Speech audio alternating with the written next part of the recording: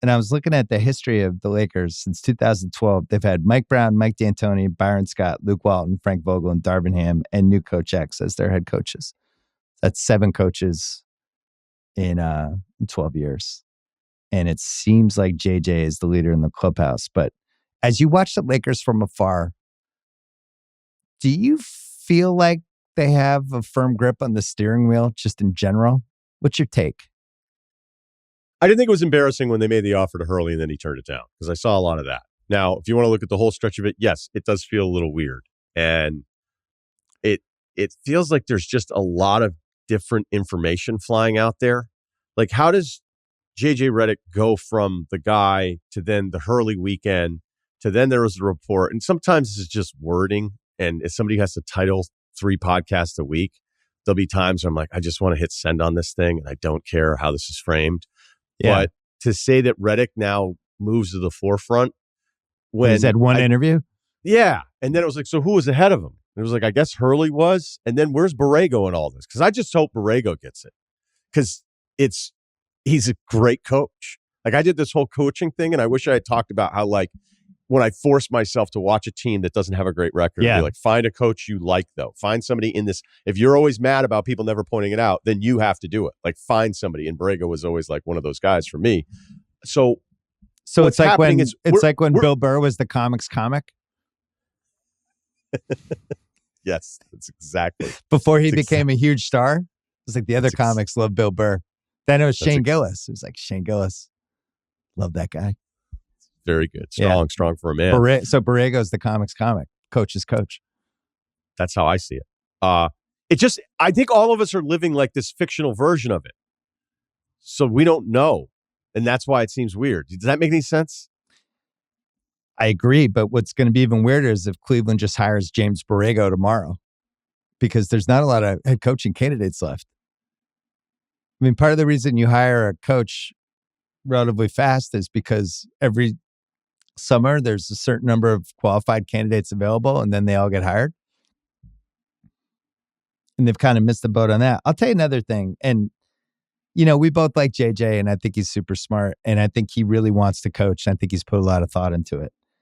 If I was the Lakers, I would be super concerned about the NBA first-time head coaches with no coaching experience list. Do you want me to rattle this off? Have you looked at this? I do.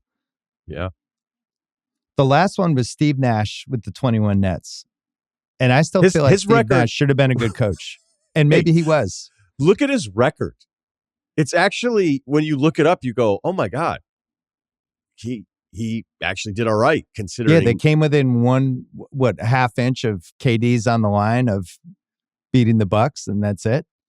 No, but whenever I look at his winning percentage, he won 58% of his games. Now you can say, okay, well, the team is pretty good.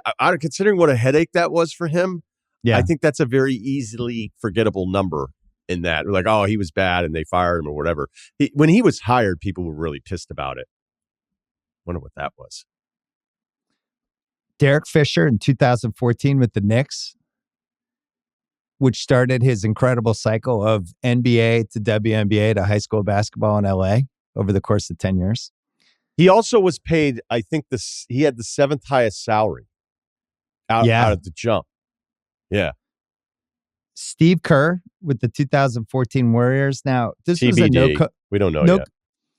No, but it was a no coaching experience thing. But there's a huge asterisk with this because his 2 coaches were Phil Jackson and Greg Popovich. So he had 2 of the best 4 coaches of all time as the only coaches he had for the last 3/4 of his career.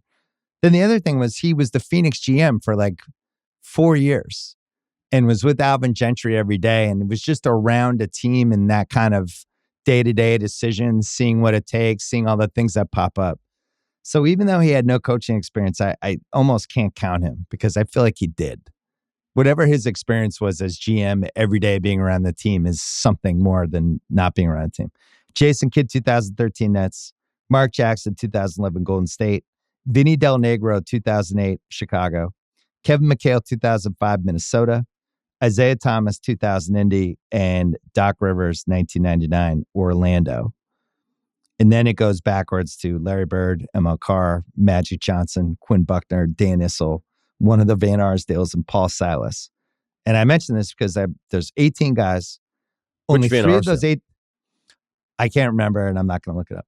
Only 3 of the 18 that I just mentioned reached round 2 of the playoffs. Steve Kerr, Larry Bird, and Steve Nash. 10 of the 18 coaches, first-timers, never made the playoffs. The point is, I think it's hard to just step in and coach a team. And I think we're all glossing over that because if somebody's smart. But, even you look at the difference of Missoula from last year to this year, it's like night and day. I just wonder if this is harder than we give it credit for. What are your thoughts? I also think the industry would come up with a string of this. Like NBA coaching right now is chaos. It's a 2-year Nobody- job. Yeah, it's actually, people saw this being debated, like, would you even want it? It's like, fuck, I've never wanted it more.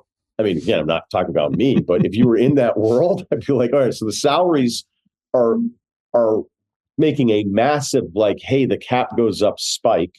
The average annual salary in the top end numbers right now for Kerr and Popovich and Spoelstra and this kind of stuff, and the Monty Williams number.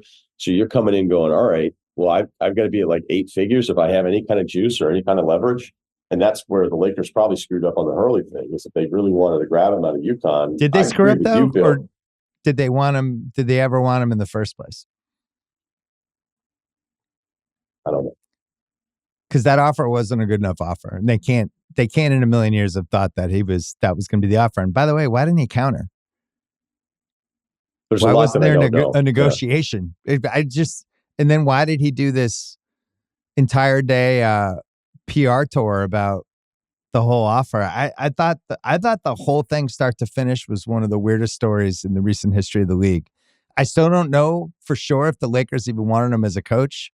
I don't know how he came out of nowhere. Why wasn't he the name that got mentioned in the beginning of May?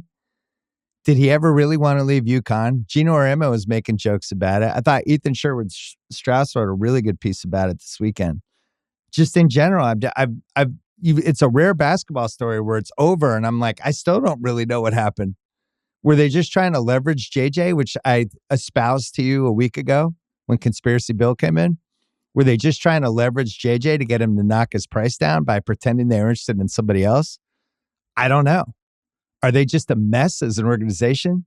Is it true that it's just Linda and Kurt Rambis and Jeannie Buss? They just like hang out on a porch and figure out what's going to happen with the Lakers? Because I think that might be true. I actually think that might be the Lakers. They go out to dinner at Craig's and Kurt's like, I'll have the veal chop. And then Jeannie's like, I'll have the salmon. And Linda's like, how's the Branzino tonight? And it's like, it's great. And then they're just eating like, what should we do about a coach?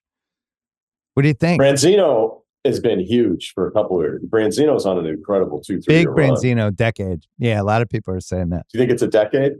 The moves, the years move fast. So it may be a decade, but it feels like just yesterday. I was like, what? Branzino's in. I think all of that's fair. Seriously, Bill. I think all of that's fair. The Hurley part of it that I think is the funniest thing is he went on with everybody after to explain why any speculation about it was wrong, which I thought was like, he had one specific quote where he had said, oh, I thought the silliest take was that this was a leverage play. It was like, it 100% was. What are you talking about? Like, what? Like, why? How was it not? Like, why did you point so specific to that, which I think was a completely reasonable thing, and which, by the way, no one would be on your case about. Right. Nobody would, other than the hardest core Husky fans that wouldn't want you to leave. So I think JJ probably, my guess would be like, he's the first time guy. They were like, well, that's not, like, we know what the numbers are for head coaches, but that's not your number. And I would guess that JJ could say, well, yeah, but my number isn't about my lack of head coaching you have experience. to convince me to take right. the job. This is what it will take. Right, because I have a long runway, potentially, depending on what he does in the media, and there's no reason to put a cap on anything for JJ. But like we touched on this already, I think, was it last week? Yeah, it was 7 days ago when we laid out right. we laid out this whole thing, and by the way, it was right. Yeah, so that's what I wonder. Well, but the other funny thing about this, Russillo, is so there are two choices here: are a head coach with no coaching experience, which is the results are checkered to say the least. You know what else is checkered? Bringing a guy in from college to be a pro coach. That's also a thing that it has pretty much never worked with a couple of zags. Brad Stevens, Donovan's been I think Donovan's been good. solid. Would you say above average? I'd say above average. Yes. But for the most part, it's been a lot of Lon Kruger, PJ Carlissimo.